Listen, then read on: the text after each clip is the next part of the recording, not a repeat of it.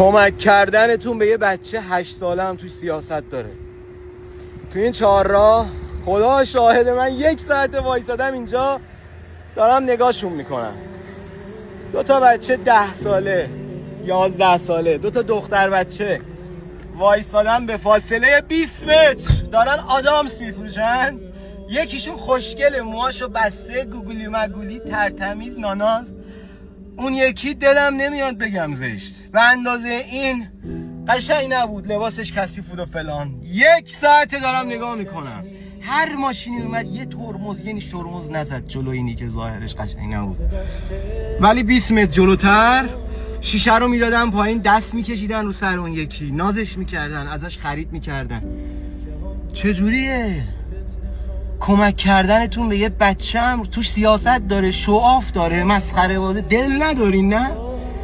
رفتم جلو، ترسید نذاش ازش ویدیو بگیرم. میگم عمو چرا از اون میخرن از تو نمیخرن؟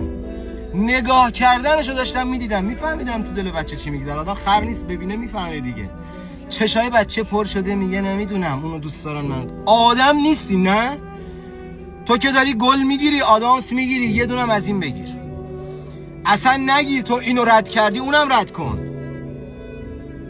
دیدید یه سوسکو میکشیم هیچ کس دلش نمینرزه، هیچ کس دلش نمیسوزه؟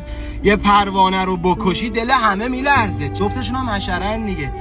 اصلا زندگیمون همه چیمون تو شعاف و انبازیه، همه چیمون توش ریاه. حتی به یه بچه بخواید کمک کنید یه آدامس ازش بگیرید، شاید مامان نداره که بخواد موهاشو گوگلی ببنده، لباس خوب تنش بکنه، شاید کسی نداره بهش توجه کنه، ولی اون داره.